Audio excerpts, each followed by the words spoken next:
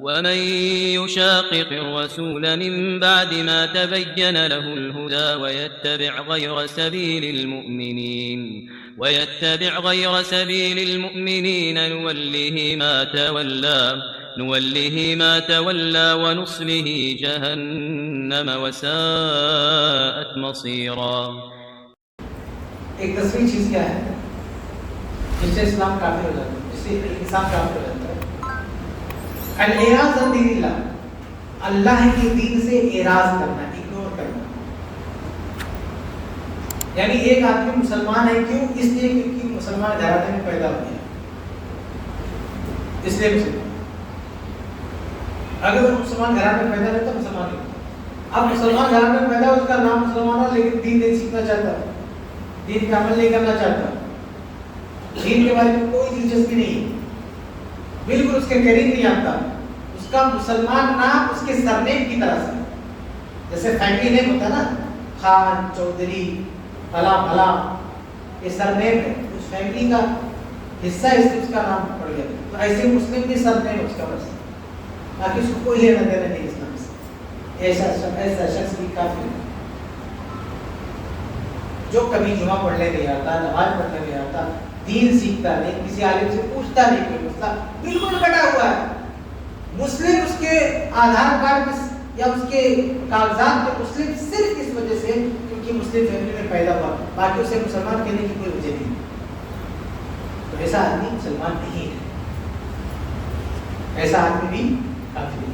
مسلمان ہونے کے ضرور یہ طلب ہے کہ ہماری ذات اللہ جو بنیادی علم ہے دین کا، اللہ کے بارے میں، رسول کے بارے میں، جنت کے بارے میں، جہنم کے بارے میں، فرشتوں کے بارے میں، کتابوں کے بارے میں، تقدیر کے بارے میں، ان تمام چیزوں کے بارے میں جاننا ہے مسلمان کی ضروری ہے.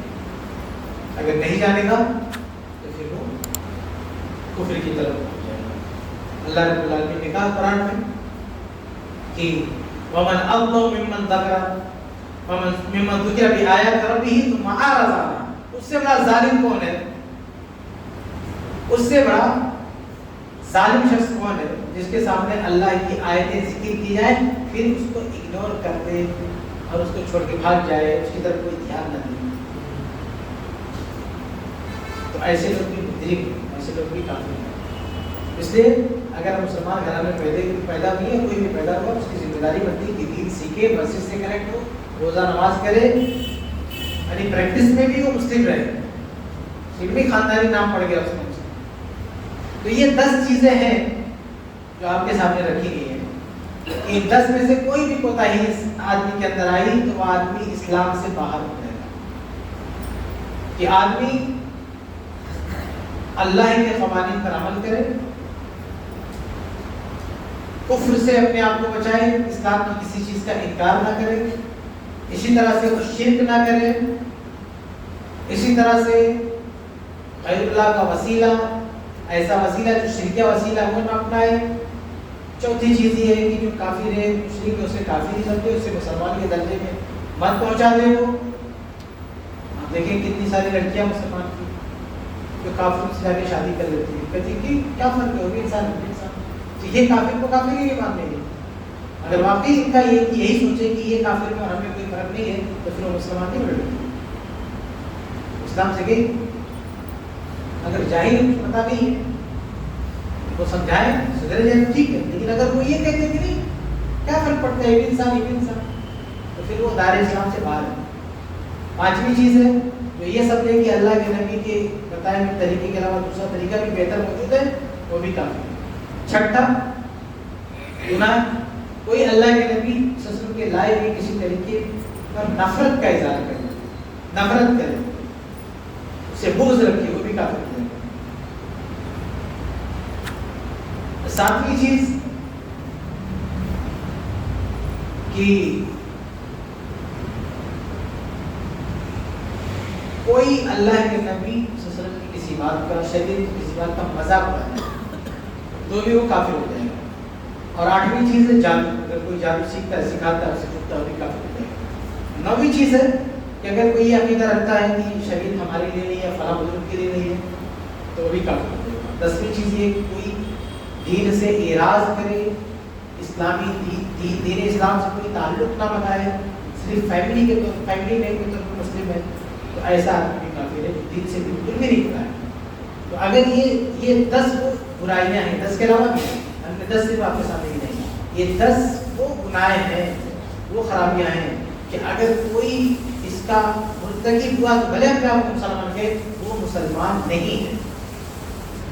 اور یہ ہمیں سیکھنا چاہیے اور لوگوں کو بتانا چاہیے. ایک طرح سے یہ وارننگ ہے, یہ ہمیں خود اپنے سامنے بھی رکھنا چاہیے باتیں, اپنے بچوں کو بھی بتانا چاہیے تاکہ وہ اسلام سے باہر نہ نکلیں. آج صورتحال یہ ہے بھائی کہ روزانہ ہمارے یہاں روزانہ جتنے لوگ مسلمان نہیں ہوتے نا, اس سے زیادہ مسلمان گھرانے سے لوگ مرتد ہوتے ہیں. اسلام سے لوگ نکل رہے ہیں. کیوں نکل رہے ہیں؟ ان کو نہیں معلوم, ان کو نہیں معلوم کہ کون کون سی چیزیں اسلام سے ہم کو باہر کر رہی ہیں. یہ ان کو سکھایا نہیں ہے, ان کو پڑھایا ہی نہیں ہے, ان کو بتایا نہیں ہے. یہ بتانا بہت ضروری ہے. ایک کسی آدمی کا اسلام لانے کے بعد اسلام سے نکل جانا یہ بہت بڑی بات ہے, یہ بہت خطرناک بات ہے. اس لیے اسلام نے اس کی بڑی سخت سزا بھی رکھی. اسلام میں آنے کے بعد اس سے نکل جانا, باہر جانا, یہ بہت بڑا جرم ہے, بہت بڑا جرم.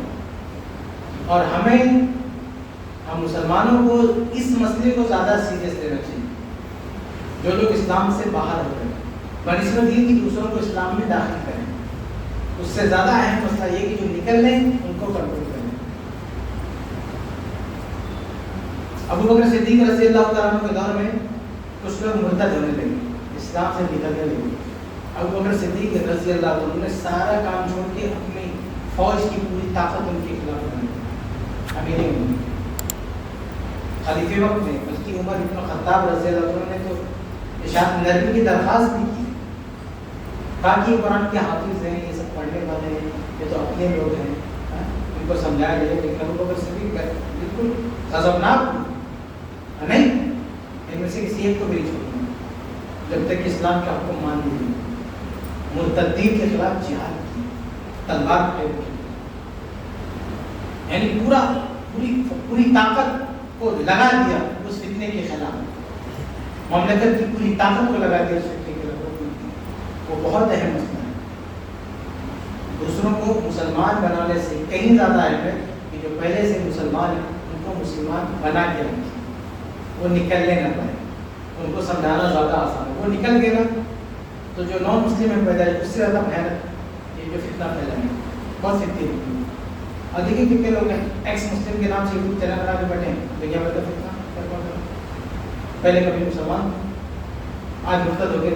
کتنا ہمارا اسلام کے خلاف کتنا قرآن یہ ان سے کہیں زیادہ خطرناک ہے پہلے سے مسلمان بھی.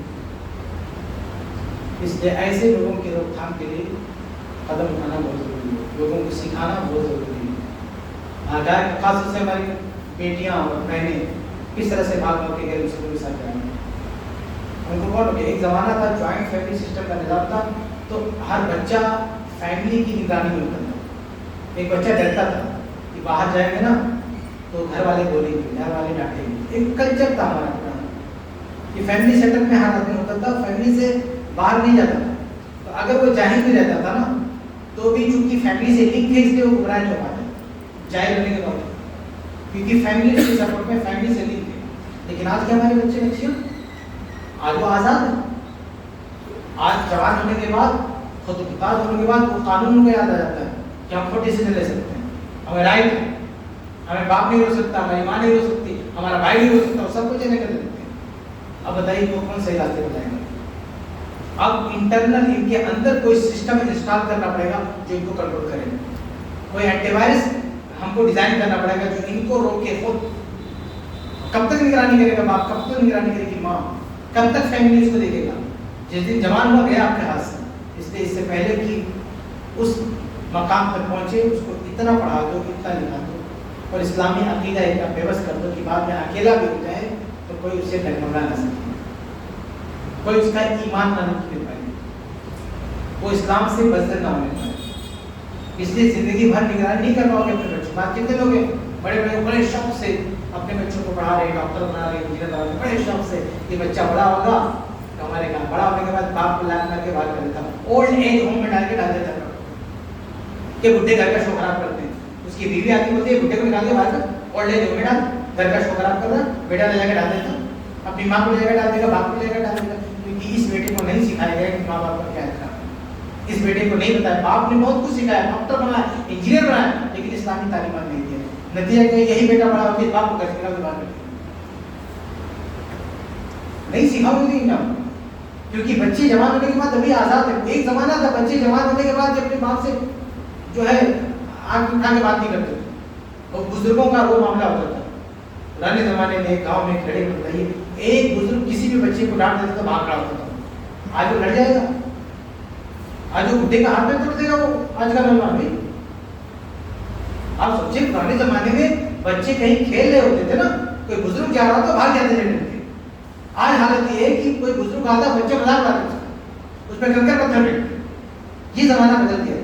ایسے حالت میں ان بچوں کو کون کب تک کنٹرول کرو گے؟ ماں باپ کے ہاتھوں میں کب تک بازو ہے؟ جس دن بچہ جوان ہوا لڑنے کے لائق ہو تمہیں شوٹ کر دے گا, تمہیں مار دے گا. کتنے واقعات ہیں نا, کتنے واقعات ہیں کہ جوان بڑے باپ نے اپنے چھوٹے اپنے بیٹے کو لاڈ پیار سے پالا, اسے بائک دیا, کار دیا, فلیٹ دیا, جو مانگا دیا, اور پھر ایک دن بچے نے کہہ دیا کہ ہم کو ابا یہ بھی چاہیے. بیٹے نے کہا نہیں بیٹا یہ ٹھیک نہیں, شوٹ کر دیا آپ کو, ختم کر دیا. یہ ہوگا کیونکہ ہم نے اپنی اولاد کو نہیں سکھایا. تو میرے بھائیوں آج اولاد جوان ہونے کے بعد آپ کے کنٹرول میں نہیں, اس سے پہلے کہ جوان ہو جائے, اس سے پہلے کہ خود مختار ہو جائے, اس سے پہلے کہ وہ آزاد ہو جائے, آپ اسے اسلام سکھاؤ, آپ اسے ڈاکٹر بناؤ, سب کچھ بناؤ, اس سے بھی نہیں رکتا. لیکن آپ کیا اسے ٹیوشن نہیں دے سکتے؟ کیا مسجد سے نہیں جوڑ سکتے اس کو؟ کیا اپنے ساتھ میں کم سے کم جمعہ کا خطبہ سننے کے لیے نہیں لا سکتے؟ صرف جمعہ کا خطبہ ہی سنتا رہے تو بہت کچھ سیکھ جائے گا. اس لیے مسجد سے اسلامی تعلیمات سے بچوں کو جوڑنا, بچہ ہو یا بچی اس کو جوڑنا بہت ضروری ہے. آپ اسے جتنی جو تعلیم دینا دیکھیے, لیکن اسلامی تعلیم سے محروم نہ کیجیے. اسلامی تعلیم دینا بڑا آسان ہے. آپ کسی مسجد مدرسے میں جاتے ہیں تو نہیں سکھا سکتے, کوئی دوسرے بہت آسان سے کر اسلامی تعلیم دینا کوئی مشکل نہیں. اسلامی تعلیم دینے کے لیے آپ کو دنیاوی تعلیم کی قربانی کرنے کی ضرورت نہیں ہے. آپ اسلامی تعلیم دے سکتے ہیں, لیکن اگر یہ سب نہیں کریں گے, ہم یہ سب بچوں کو عقیدے نہیں سکھائیں گے, تو بعد میں ان کو کوئی کنٹرول کرنے والا آج نہیں. اس لیے آج یہ عقیدہ سکھانا, ان کو بتانا کہ بیٹا کب تو مسلمان رہے گا, کب مسلمان نہیں رہ جائے گا, یہ سب بتانا ضروری ہے, تاکہ بڑا ہونے کے بعد خود وہ اپنے آپ کو سنبھالے. ہم اس کے ساتھ لائف ٹائم نہیں ہے. جوائنٹ فیملی سسٹم کا نظام ختم ہوتے جا رہا ہے, ہم اسے کنٹرول نہیں کر پائیں گے, اسے خود اپنے آپ کو کنٹرول کرنا ہے. تو آپ اسے صحیح عقیدہ, صحیح فکر, اسلامی تعلیمات اس کو اتنا سکھا دو کہ پھر کل وہ بڑا ہونے کے باوجود بھی اسلام کے دائرے میں رہے. انہوں نے صرف اسلام کے دائرے میں رہے گا, بلکہ ماں باپ کو بھی اپنے سر پہ اٹھائے گا. اگر واقعی اس کے اندر اسلامی تعلیم ہوگی تو ماں باپ کو اپنے سر پر بھی اٹھائے گا. لیکن جو ماں باپ غرور میں, گھمنڈ میں, پیسے کے نشے میں اپنے بیٹوں کو ایک جیسے تعلیم دے رہے ہیں لیکن دین کی تعلیم نہیں دے رہے, یہی بیٹے بڑے ہو کے بہت برا حشر کرتے ہیں. ماں باپ کسی لائق نہیں. یہ ماں باپ سوچتا ہے کہ میرے گھر اولاد ہی نہ ہوتی تو اچھا. یہ ماں باپ سوچتا ہے کہ اپنی جائیداد میں کسی اور کے دے دو, اپنے بیٹے کو محروم کر دو. دشمن ہو جاتا ہے, پچھتاتا ہے اس اولاد میں جس کے لیے پوری دنیا لٹا دی اس نے. غلطی اس کی کیا, غلطی صرف یہ کہ اس نے دین نہیں سکھایا. اس لیے میرے بھائیوں آج کے زمانے میں دین, عقیدہ بچوں کو سکھانا بہت ضروری ہے, تاکہ وہ ارتداد کی طرف نہ جائے, اس کا اسلام اس سے نہ نکلنے پائے, وہ اسلام کے دائرے میں رہے. اللہ تعالیٰ ہم سب کو اس کی توفیق دے.